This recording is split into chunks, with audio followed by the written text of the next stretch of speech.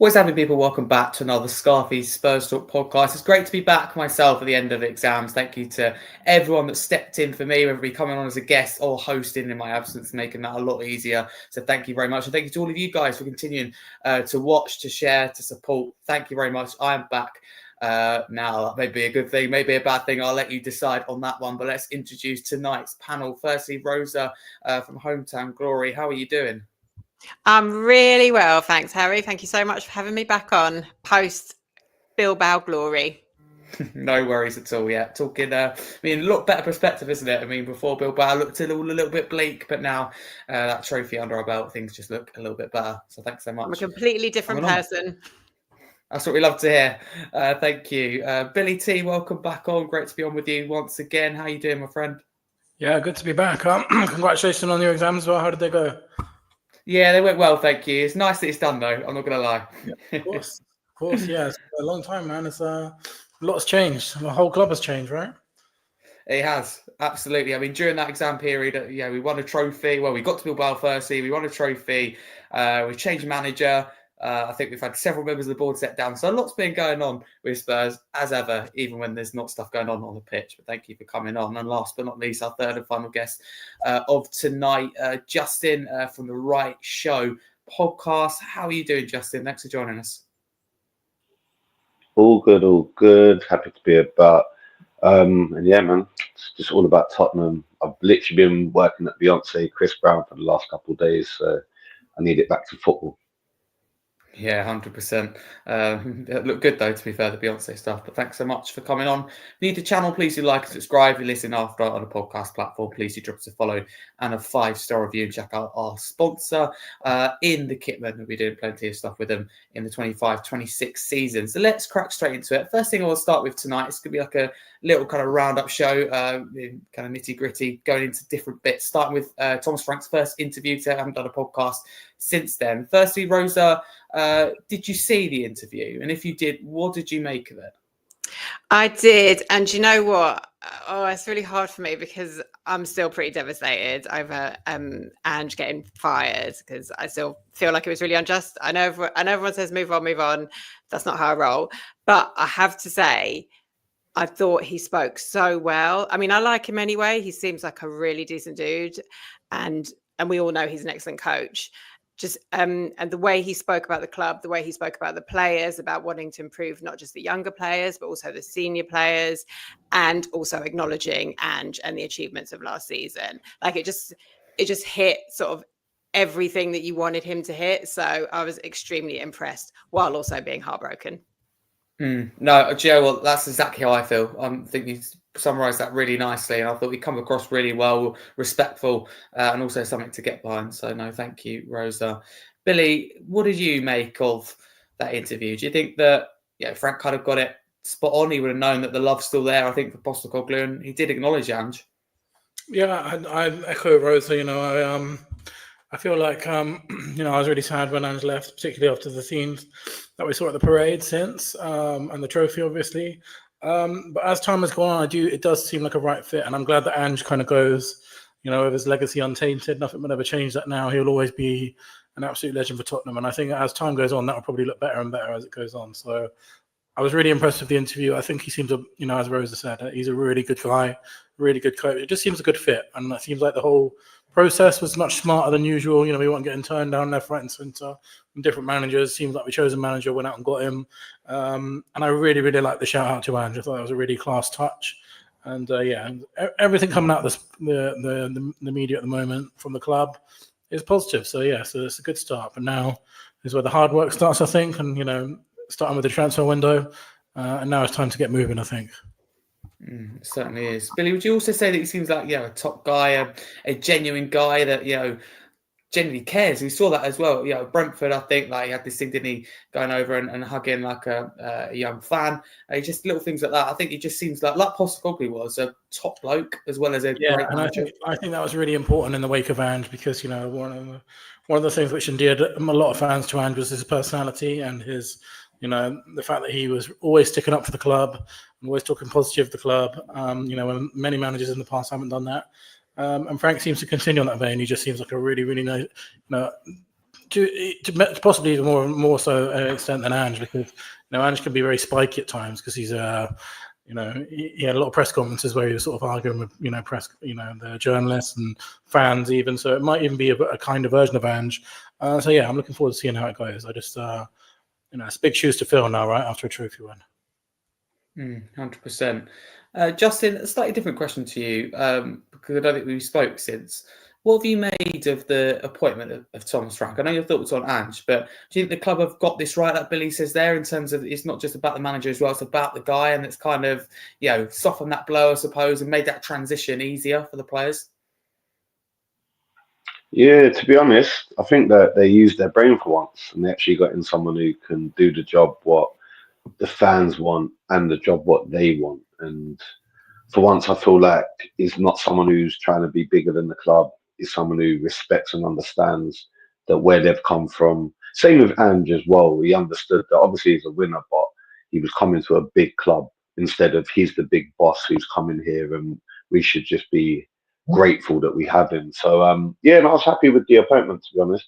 He's a little boring, but I like that. I like having a bit of a boring manager. We've had so many excitable managers over the last couple seasons. I want someone who's just going to calm everything down and just get us back into working motion. But and I rate him. I think he'll do well for us as well. Okay, thank you very much. Did you also see the interview, Justin? Yeah, I watched it a couple times. I'm a Tottenham fan, so I watched that interview a couple times. I always like to look at body language and stuff like that, just to see are you really telling the truth? Are you just doing it for the cameras? How do you really feel? I like to see the passion in the eyes in what they're saying. And he said everything he needed to say. He's an intelligent guy.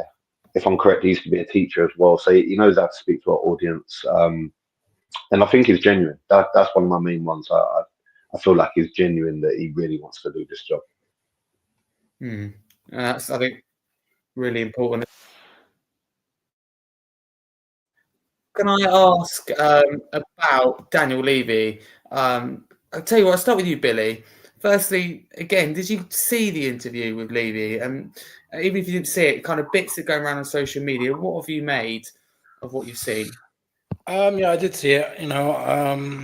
Again, it's difficult to read too much into those interviews, obviously, because they're obviously pre-written, and they know the messaging come out is obviously clearly targeted and clearly purposeful. I think there's some really interesting things that he said in it. One of them was that he wants to compete on all fronts, which is the second time he said that now. So now we kind of owed a squad that's going to be able to do that. And secondly, he said for the first time since I can remember that he wants to win the league and Champions League. He said it on record. So both of those things are now on record. So if he doesn't hold to them, he's going against his own words. So I think we now need a squad that's going to be able to do those things. I think they were saying a lot of the right things. I think Vinay seems to have come in and done a lot of good job PR wise. The messages coming out are really good. He seems to be, he seems to know what he's talking about. He seems to be a really good communicator, and Arsenal fans kind of told us that in the first place. So, and as I was saying last week, it's now time to walk the walk after they've done a lot of talking. Let's hope that transpires into a transfer window which can make us compete on all fronts. 100%. Billy, do you think it was down to Vinay in terms of the interview as well, his idea? Because one thing I've been critical of Levy is not speaking to the fans on the media. Yeah, without a doubt. I think there's been a huge criticism of Levy that he's not transparent. We get no transparency at Tottenham. We get very rarely get a club interview like that from Levy. Traditionally it's always been Lange or Paratici. We haven't had a proper interview like that from Levy, maybe ever that I can remember. So I think that was a direct move from Vinay, and I do genuinely think with Vinay the communication coming out of the club will be better, because it's been pretty dire straits recently. You just have to think a few months ago when we had that statement from Daniel Levy, when we were sort of in an absolutely terrible run of form in the league and still in the Europa League, of course, where he was saying, we can only spend beyond our means. People keep telling me we're the 8th richest club, but we can't do this, this, and this. And it was, complete opposite of that now, saying he wants to win the league and Champions League, which is really what fans want to hear. They want to know that their football club is trying to do those things. Whether that actually turns out into reality is another thing, but they at least want to hear that we're trying to do that. So, definitely there's a complete change of messaging from the club, I think. I was so baffled by that statement, actually. I don't. Yeah, me too. It's now put it on Just the record. fact that he said it with like his whole chest. But like, why would you say like that will come back to bite you? Surely. I don't know if he was still kind of, because you know what, the one thing that came across from that interview of me is actually for the first time in ages, he did come across, and he is a slightly awkward man, I think, but he did come across as a genuine fan. Like when he was talking about Bilbao and how nervous he was, I genuinely believed him. And I don't know if he has just suddenly got carried away with like the fact that we've actually won something and how amazing it feels. He was like, yeah, let's do it. Let's win the league. Let's win the Champions League. I don't know. Maybe he just got giddy because how are they going to do it?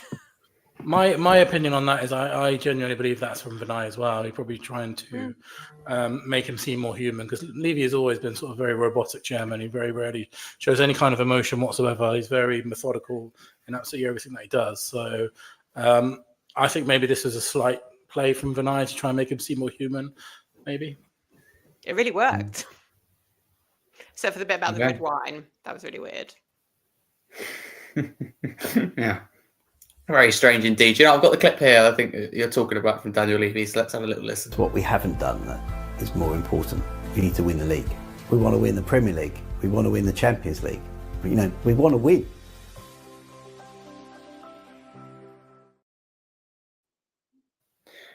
Justin, does that excite you, or do you think that action speaks louder than words?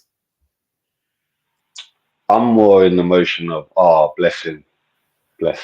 Like this guy has been battered and bruised, yeah, especially with help from Billie as well. Like it's been a horrible season for him, and then for it to just randomly turn around like as it did, because a lot of us still didn't have belief that we was going to go over the line.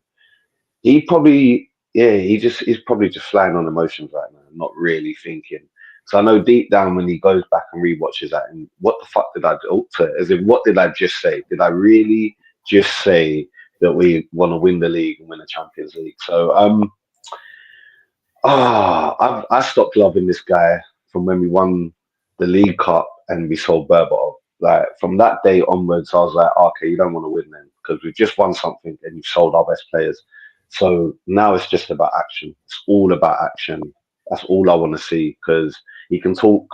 I just don't believe anything he says, even when it looks like he's being genuine, because deep down he knows all he has to do is just open that checkbook. That's it. Open the checkbook, raise that wage, just raise it up about 2, 3, 4%, and then we can start talking. But until then, yeah. And if the transfer speculation of what I just saw before I got onto the show is real, then yeah, I can't take this guy seriously. No, we'll get on to transfer news and talk a little bit later. We've got a few things we're going to dive into today. But the next segment, I suppose, a part of the show I want to go on to is, again, to do with new manager Thomas Frank. It's to do with players that he could potentially improve. So, Rosa, I'd like to kick it off with you. What players, kind of, I suppose, that can benefit from new manager Thomas Frank and like his system, his way of playing? Obviously, it's unknown what formation, so it is a difficult question. But who would benefit the most, do you think? Obviously, right now, some people say, like Tell, Maddison. Who stands out to you? Oh, you're on mute, Rosa. I feel like Archie Gray is the obvious one because Frank wanted him at Brentford, and obviously he's played so much football for us, but never in his preferred position. So that I'd love to see. I am so intrigued to see what he will do with Brennan Johnson, because again, that's a player that he wanted at Brentford, who, even though Brennan is now like officially a Tottenham legend and scored the most goals last season, he's still such an odd, frustrating player. So who can just disappear from games and then obviously pop up with a goal. So Frank talks so much about work ethic, right? That I want to see how Brennan will respond to that. And the other player that I want to see what happens with him is James Maddison. If he can stay fit, I feel like he could be really, really, really key, especially if he is protected a little bit more in midfield. So there's a bit there, so he will get a bit more space to create more magic that that for me, those are the two players I'm most, and Archie definitely, but those are the two players I'm most intrigued to see. Okay, interesting. Justin, what about for you? Joking. For me, I feel like Saar is going to be one of them players that we might actually see the real transformation, because I feel like last season a lot of us was expecting him to go the next step up, and again, however we played was however we played. So I feel like Saar might be someone who's going to help a lot, and Kinski as well. To be honest, I think this season is going to be a new battle for who's going to actually be our number one keeper, because how Frank likes to play and how Vic plays, I don't know. I don't know how long that will last with Vic flapping about and not being as confident to kick the ball as well. So that's, and Bergvall as well. I want to see how he does the dynamic of our midfield. Okay, that's a good shout. I didn't think about Kinski, but that's a good shout with Vicario. I think that it's closer than maybe people acknowledge. Billy, we've now signed Matthias Tell permanently from Bayern Munich. Do you think he's a player that can really thrive under Thomas Frank? I think so. Yeah, I do. I was watching him last night for the France under-21, scored twice. One of them was offside, scored the winner. Really good goal. I think, I'm a big fan of Ange, but I don't think Matthias Tell was a particularly an Ange player. I think he had him up front as a lone striker, but when Solanke was injured, and then hugging the touchline on the left, which he's not really suited to either of those roles. I think the more inside forward for Thomas Frank, he will look really, really good. And if you want to see that goal that he scored for the France last night, that's the kind of goals that I hope he'll be scoring for us. He's got a big future ahead. I know that it sort of split the fan base a little bit, but for me, I think he's one of the best youngsters in Europe. And I think if we hadn't assigned him and he'd gone to someone like Chelsea or Arsenal or Aston Villa, Man United, any of the clubs that were linked with him before, we'd have been devastated. So I'm happy that it happened, particularly for such a good price at 30 million. I think that's going to look back at them in a few years' time, maybe even by the end of the season, to be honest. Yeah, do you know what? I do agree with you. I just hope that we also go on and sign another experienced winger, whether it be, I don't know, Burmo, Semenya. I hope that we just don't stop at Tell and don't look to improve the forward line. Although I'm absolutely for the signing of Tell. I think that you put that quite nicely. Now I want to know who we think that wouldn't work maybe as well under Thomas Frank, that maybe was doing well under Postecoglou, or not necessarily doing well under Postecoglou, but doesn't really work out in a Thomas Frank system. So Justin, I'll kick it off with you. Is there any players that maybe you're concerned about that doesn't work? Oh, to be honest, this guy looks like he's the type of manager that he can polish shit pretty well, like respectfully. So I'm not too sure. Our team isn't bad. We was just lacking numbers with quality. So I can't really think of too many players who shouldn't thrive under Frank, to be honest. Maybe, I don't know, maybe Richarlison. But again, I feel like it's just because of fitness-wise, attitude-wise, I think we've got a very good squad. So I don't think we've got that with the whole no dickheads policy. I don't really feel like we've got a bad egg team. I just think, again, we need better quality coming in. Okay, that's a decent shout. Rosa, what do you think? Do you feel the same? Is there anyone that you think is maybe disadvantaged by Ange's departure and Frank's arrival? The obvious one maybe will be Romero. Yeah, I mean, I think Romero is just a law unto himself, really. Whatever happens with him won't really be anything to do with Frank. It'll just be what Romero wants for himself in his future. I hope he sees the future of us, but there's not much we can do about it. I don't know. I'm in my mind, I'm thinking, someone like I feel like Bissouma's days at this club are over, really. It feels like to me his journey with us has come to an end. I don't know, maybe someone like Odebear. I feel like we don't really talk about him. And I don't know, we just, if we want, it really depends. So much of it depends on what we do in the transfer window, I guess, whether they're going to actually try and buy some quality, some grown-ups, as Billy and I always say on Hometown Glory. But so whether there will then be a proper space for him. And I know, like Justin, you talked about you're excited to see Saar. I don't know, Like I don't like that whole sort of central midfield is a bit of a mystery to me, actually. So I don't know if they're all gonna, like, I'm assuming Biss goes, but what if he doesn't? I don't know. That's interesting. It's a good chat there. Thank you very much. Let's go on to the 25-26 fixtures that are now out. Billy, what have you made of the fixtures? Obviously, Burnley at home, first game of the season. How do you think it's gone for us? I don't think Frank could have got a much better start if he tried really, because a pretty favourable run up of fixtures up until about November time when we of course play Chelsea again after 10 games that we usually do. But I think there's Man City away and maybe West Ham away, but other than that, it's a pretty favourable run to start off with. And I think I read that Frank lost 8 out of his 10 games at Brentford and 9 out of his 10 games at Bromby. So you'd imagine with the fixtures that we've got, that won't be happening here. And if it does, he probably won't be lasting beyond those 10 games with that run of fixtures. So I think it's a really good chance to build some momentum. Particularly having a promoted team, at home on the first day of the season. It's as good a start as you could get. Man City away. What I'm really looking forward to is Frank is always competitive in games for Brentford, and I really hope that transpires at Tottenham as well. Obviously, Frank did the double over Man City when they won the treble. Tottenham have got a historically pretty good record against Man City, particularly away. That could be bad. Obviously not expecting a win in that fixture, but hopefully we can give it a good go. And then after that, it's a pretty favourable run until Chelsea. So I think I'll be absolutely delighted with the start, to be honest. But the ones I was looking out for are the derbies, because we've had a horrific run of derbies lately, particularly under Ange. I think we haven't won. I don't think Ange has beaten Arsenal, Chelsea, or West Ham, has he, for a good while? I think maybe he just has one victory over West Ham in that time. That's it. It's a 4-1, isn't it? Just one victory. Yeah, I really want to get some victories over Chelsea and Arsenal because it's been 2-3 years since that. So that's the games I was looking out for first. Yeah, no, absolutely. Thank you. Rosa, what do you make of the fixture schedule? I think it looks a little bit harder towards the end of the season, a bit like the last campaign, really. But do you agree, Billy, that kind of start has probably gone our way and the way of Thomas Frank to ease into the season?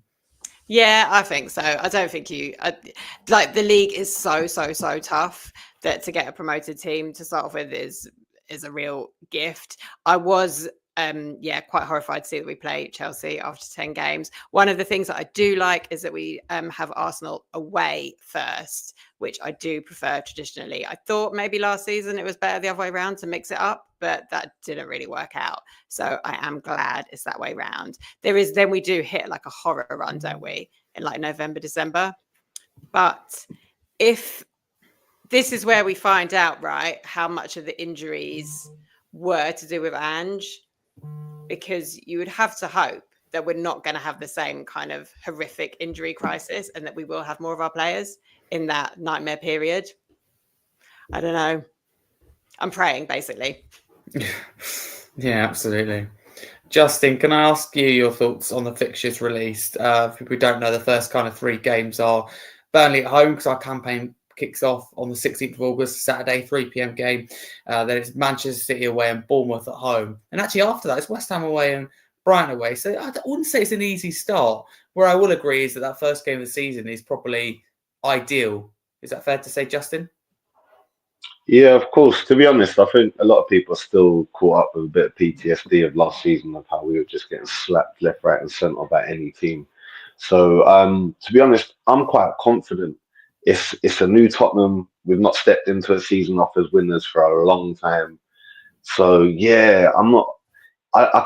For me, I don't mind who we play. Like, that's where I'm at right now. I don't mind who we play. I want to see what Tottenham's coming out with, a new mentality, with a new coach. So bring them all on. Like, that's how I look at it. I would have loved for a bigger team for the first game, just for that good test. But I'm good with either way. Like, I'm looking to dominate this season this year. That's how I'm looking for Tottenham to be moving. Nice. Love the ambition. Thank you very much. Next topic before we get to transfers is the new away kit for the 25-26 season, which has now been released. And Billy, before I come to you, I will read the statement of Nike, because we get kind of like a statement and piece every year, but this year was a little bit different. It's crazy, isn't it? It really is. So Nike's website states that it welcomes you to the match day in the year 2082. This London-inspired battle armour uses tonal blacks and cutting-edge trims to create an innovative, stealthy look the enemy won't see coming. So there we go. It's almost 60 years into the future. What do you make of it? AIA's white. That's a massive thing, isn't it?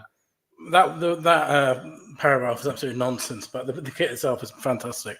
I mean, Rosa and I are both big listeners of the Football Cliches podcast, and they talk a lot about these. Every kit that comes out get this kind of messaging. It's just absolutely ridiculous, really. But the kit itself, I think, is our best one in a very long time. Been crying out for an all-black kit for a long time. I think they're always, the best aesthetically for us. And we have got a really good one. I'm not a massive fan of the home kit, but I love the away one. I will definitely be buying. I haven't bought a kit for a long time, but definitely going to be getting that one. Yeah, so I think it's outstanding. Yeah, I think it's really good. I think, as you said there, that AIA bit being white, I think that's absolutely huge. What did it say? The year 2082 or something like that? 2082. Don't know where they got that from. Just shout out to that beleaguered copywriter. Just absolute gobbledygook. Amazing. Yeah. I looked at it and thought, what? How do they know? But who knows? There's a bit of ChatGPT in there. Yeah, I think there absolutely is. Lovely. Thank you. Billy and Rosa will leave us both now. So thank you both for coming on. I really appreciate it. I'll see you next Monday as well. Thank you. Thank you very much. Thank you. Bye. Bye. You can find them both across all socials. So make sure you do check them out, both part of the Hometown Glory podcast. With me remains Justin from The Right Show to discuss football transfers. Thank you for sticking with me, Justin. So let's dive into it. There is, transfer season. Yes, the window's shut. First part of it, anyways, over.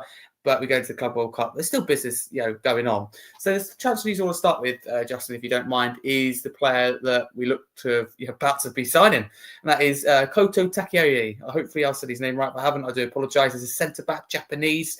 Spurs have agreed a £5 million deal for the 20-year-old Japanese international centre back Koto Takeyoshi from Kawari Frontierli. He's expected to be part of the first team squad. The words of Alistair Gold, but other sources, Ben Jacobs, Fabrizio Romano, all the biggest will be in the nose, etc., with football transfer news have said pretty much the same thing. So, Justin, do you know anything about him, and what do you make of this deal? And I think you were hinting at this earlier. Yeah, so I've never heard of this guy whatsoever, so I'm not going to pretend that I know anything about him, but the worry was when I saw first team and then I saw his age, and I just thought to myself, why? Like, I just don't understand. We've got Phillips, Dorrington, Vuskovic. Like, I just don't understand it. So obviously I hope that he's a great player and he does well for us. But if this is where we're heading already, and all the fan base said no more teenagers, we understood that Tell was going to most likely get signed. But other than that, it was no more teenagers for the meanwhile. Let's now build some experience up, and then following season we can continue the growth. So yeah, I don't understand. To be honest, I'm just hoping that these they just know exactly what they're doing for this season. Fingers crossed. I want to ask you next about Kyle Walker-Peters, who's been linked to the club. Looks like, again, according to just reports and general sources such as Alistair Gold and Fabrizio Romano, this is a deal that Spurs could look to get done later in the window, and we may lose out on him. Other clubs keen to seal his signature. Obviously, Southampton relegated to the Championship. Would you say that this signing is sensible, considering, homegrown, club trained, will be able to be in that Champions League squad? Cost nothing, whereas we made a profit when selling him. Or would you say it's simply unambitious that we're again going to the Championship for a 28-year-old? And some would say that we're maybe doing it just because it's a free. So where do you stand? Because there's the two polar opposites with this one.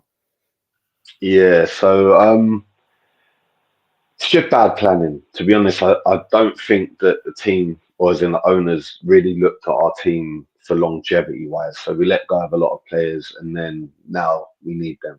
So at the moment, to obviously cover ourselves, so we've got enough homegrown players. Yeah, it makes perfect sense. It's someone who wants to come home as well. He didn't even want to leave Tottenham in the first place, so I understand that. Same with the boy from is it Sunderland, the left back, Kirkin or something like that. Oh yeah, Sirkin. Yeah, I was going to ask you about that. Yeah. I don't mind if it's filling in the holes for the meanwhile, as in because to save us from having to do another 3 keepers on the bench. But other than that, yeah, it's ambitious. But what do we expect at the moment? What do we really expect at the moment? That's where my worry is. So I'm hoping this is just for the meanwhile. We've secured the players that we need in the academy, and we're going to build them up so they're prepared to be here long term. and we're going to start using them more, so we don't have to then do this again. Because I'd hate for, I don't know, in 3 years' time, we're re-signing Parrott and any other player just because, again, we're lacking the actual homegrown talent. Yeah, good point. For me, Justin, you've got to look at it and start saying, would any other top 6 club sign these players? And I'm afraid the answer would be no. And then we wonder why we can't get into that top 6. That's the problem. For me, I think a lot of it's Enix's model, where you profit before glory, and the wage structure. For me, you mentioned it earlier. I think you're absolutely spot on. It doesn't allow us to compete with the best teams in the world, and also in this country, in the league, in the Premier League, which Levy promised us with moving to the new stadium. Yes, we spent the money since moving to the new stadium, and I think it was still the right thing to do. But my question to Levy would be, why do you pay all these fees to, take managers away from clubs, to sack managers, paying their contract off, to same with players he does, by the way, and even paying a lot of money, because we spend the money. Richarlison, Johnson, often wasteful with it. Look at the Ndombele, the Celso, Sessegnon, so wasteful. But my question would be, why won't you pay the wages? And, when will we see these promises fulfilled? When will we be able to compete with these clubs in the transfer market? He'll go, yeah, well, the money's spent the same, but the wages aren't. And if you don't pay the wages, you can't attract players. And a thing like Romero, I'm not saying he's money motivated. Look, for him, it's got to be in it. It's got to be in the heart. You can tell. But, don't tell me that, let's say we offer him, I don't know, random here, 80 grand, and he can't contract, roughly, just a random guess, plucking out the air. But if Manchester United or Real Madrid or Atletico, let's use Atletico Madrid because they're interested, come along with 150,000, then, of course you're going to be more persuaded by that. We have a wage structure that doesn't make sense to me. It's outdated. You can't compete. So I just think you've got to look at the other top 6 and go, would they sign him? Because our training facilities are elite levels. Amazing. You've got that side, you've got the stadium, elite level. So you've got that side. You want the players, just pay the money. And that's always been my worry, because we can flirt around with the amount we pay for them and different structures of paying them down. But it just comes down to the wages. It's always going to come down to the wages. A lot of players would probably love to come to Tottenham, but in their eyes, they're thinking, if I come to Tottenham, I'm capped at 100 grand, maybe 120. Whereas if I went anywhere else, my cap can go all the way up to 300,000. And money talks at all times. And as you said, we're happy to pay off players, to pay off managers. But when it comes to actually just paying the player, we just won't do. Or we'll lump them into a big contract like we've done with like Mickey, people like that. And then we won't renew the contract till much later. So then everyone else's pay rise gradually will go up, or they'll just stay on that cap. We did it with Vertonghen. We've done it basically with Son as well. Slapped him on this nice long 6-year contract. He weren't going to get no more pay rises until we were going to renew a contract with him. But have we? All we've done is done the option. So yeah, it's a bad module. It's very good in terms of if you're an investor, if you're a shareholder, you're laughing. You know what I'm saying? Your money's growing every single year with Tottenham. But as a fan, and that's why I used to say, at least with Man United, you can own the stocks yourself. So you can be a part of the pain and the glory in the same way. With us, they're all private. So we can't even get a share of nothing of this. So we can do 1 million shows every single time the season's off. The club gets loads of money, but we just won't see it on the pitch. And that's what's going to wind players. That's what's going to wind the fans up.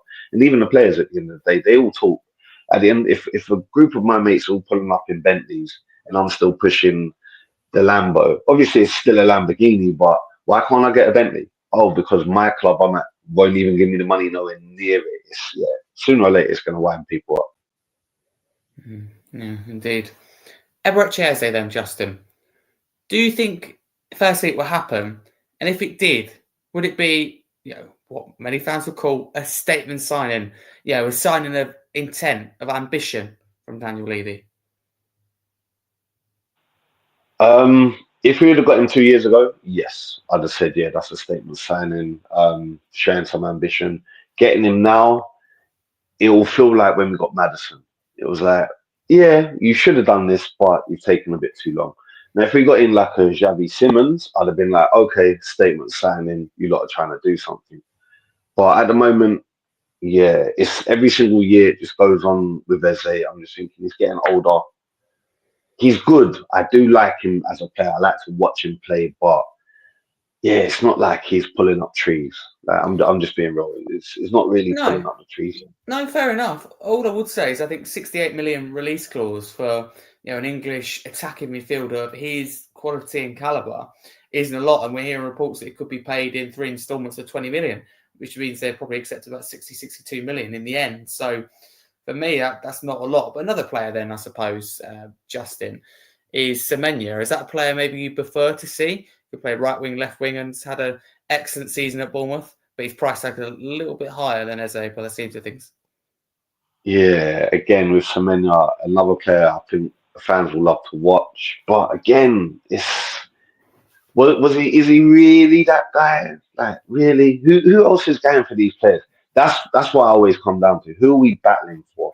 Now I get it. Obviously, we're not Real Madrid. We're not even Liverpool. You know what I'm saying? We're not these teams, but these teams aren't going for them players. And this is why I start looking at it as like I know we've got a big gap to fill. But all of these players, what we always go for, even Maddison, who's going for Maddison? What, Newcastle? Like, you know what I'm saying? So I don't know. They're good players. They'll fill in the gaps for the meanwhile. But these still aren't players what everyone's going for. I want to at least be in the same conversation that we're going for the elite players, whether they'll come to us or not, and then we might have to drop down a level. But yeah, cool. And Buemo, yeah, because he scores goals. But other than that, yeah, a lot of these players. They're not. I don't class them in that elite category that I'm thinking, oh, okay, cool. Like this is a real statement signing, but they're all very good signings. What will better our team? That's one thing definitely. No, fair enough. If I'm honest with you, I'm a little bit surprised. I agree with you on Mbeumo. Absolutely, his statement signing, top signing. Semenya for me would be a great signing, but Eze would be a statement signing. But that's just how I feel. It doesn't mean that I'm right at all. And I know that there are definitely different opinions out there, as we've heard from yourself tonight. But my question to you would be then, if you don't see them as, I'm not saying you don't see them as good signings, but you want us to be even more ambitious. Love that. Who for you in that kind of position or that kind of caliber are you thinking that's realistic? If you want to go higher than Semenya Eze, who are you kind of thinking that could bolster our attack? Yeah, so that's what I was saying. Like a Xavi Simmons, I wouldn't mind going for someone like that who come from an elite academy. He's very young still as well. Yeah, them type of players who I don't know. You know when you just think, oh, I don't think we can get him. That's the type of caliber I want us to at least be trying to go for. But other than that, to be honest, we've got so many players in these positions as well that it's a bit of a worry that we've got some good young talent who could become these players, and we're not going to get like what's the guy from PSG, Cavaschelli or whatever it is. Like we're not going to get them type of players, but that's the type, that's the elite of what I want our club to be going for if we're going for these players, or work with what we've got and just get Premier League proven players. So that's why I've got no problem with the Semenya. I've got no problem with the Eze because I know in the Prem they can do the job, and that's what it all comes down to is what you can do in the Prem, because everything in Europe, we know it is certain players can just play much better against European opposition than when you have to step in the Prem day in day and actually compete. But yeah, our team's a weird one at the moment because really, let's be honest, if he can tweak Johnson just a little bit more,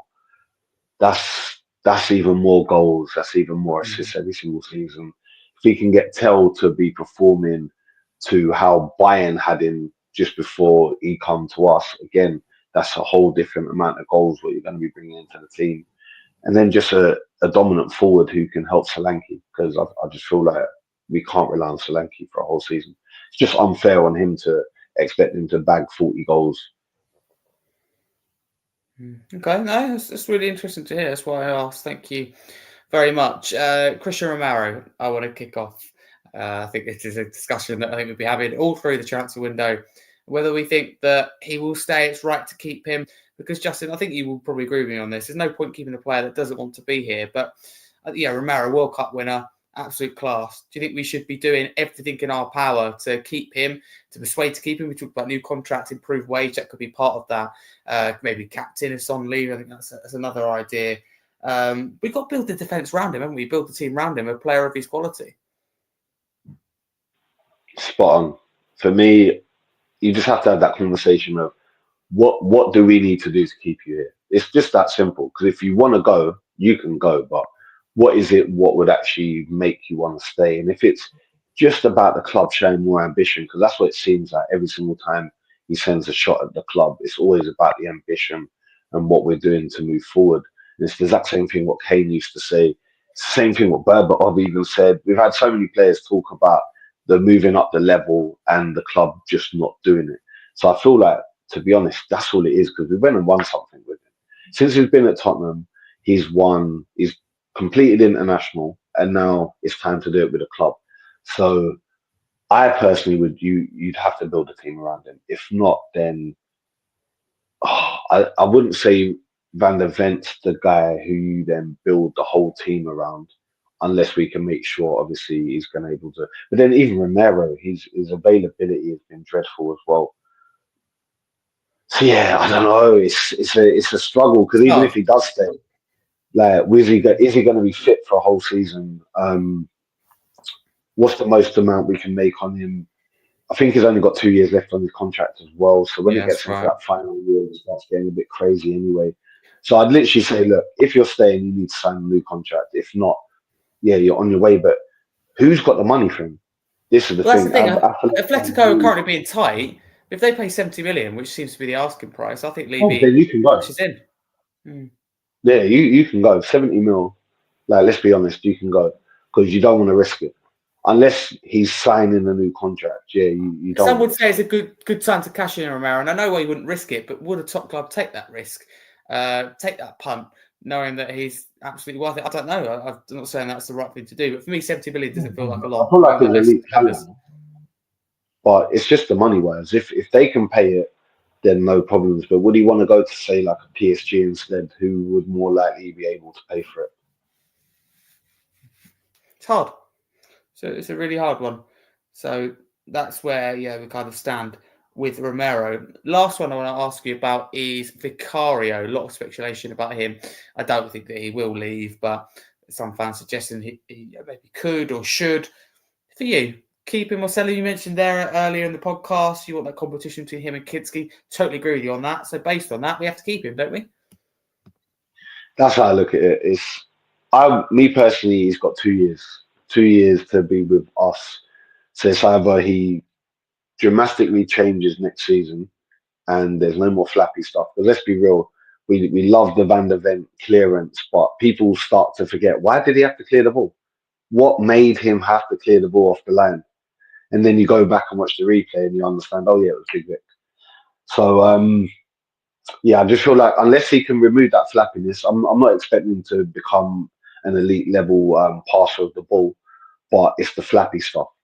Because Kinski shows and looks like he's got stronger arms and stronger will to catch the ball from corners. So after that, then what else is there? It's just shot stopping. And as a keeper, I expect your shot stopping skills to be good anyway. Oh, you're back. Sorry about that. Internet.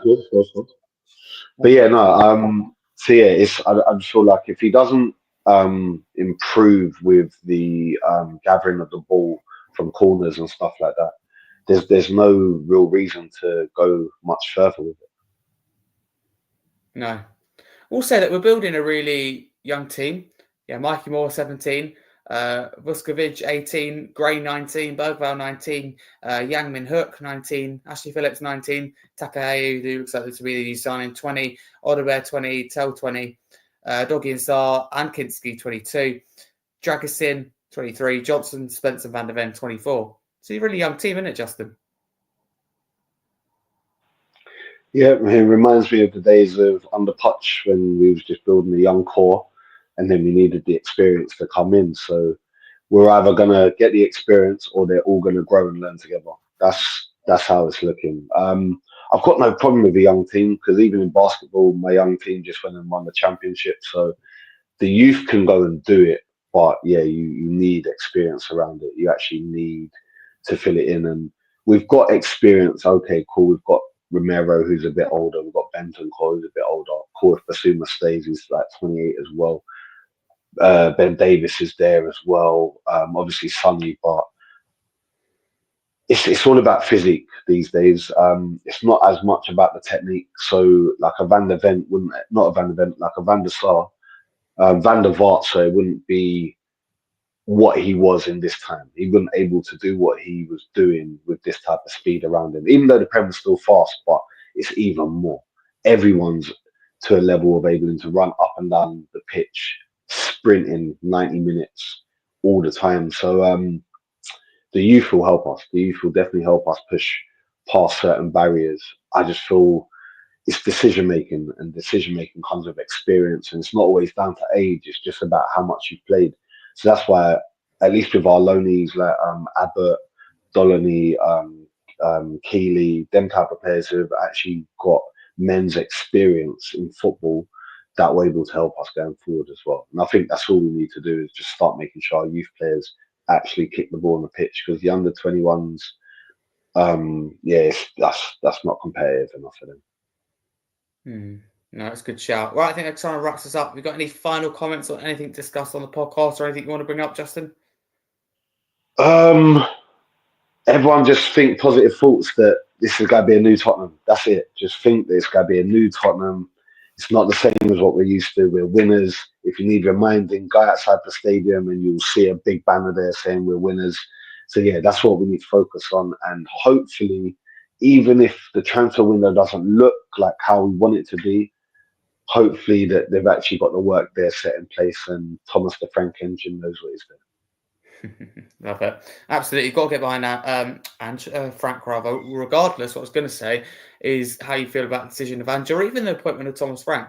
I can't see why you think it's a bad one, but still, I think you've got to get behind him, not make the mistake of Nuno, where we didn't get behind him, made it difficult, I think, for him and the players, and it all fell apart rather quickly. But thanks so much for coming on, Justin. Where can people follow you across social media? Thanks for having me again. Everyone can follow me on X, and you can follow me on TikTok as well, The Rat Show. Lovely. Thank you so much for coming on. If you're new to the channel, please do like and subscribe. Thank you very much for continued support. Recently reached 500,000 views over on YouTube since the channel was created at the end of 2021. Thank you so much. For context, about 190,000 of those views have come in just the first half of 2025 alone. So the trajectory is looking good.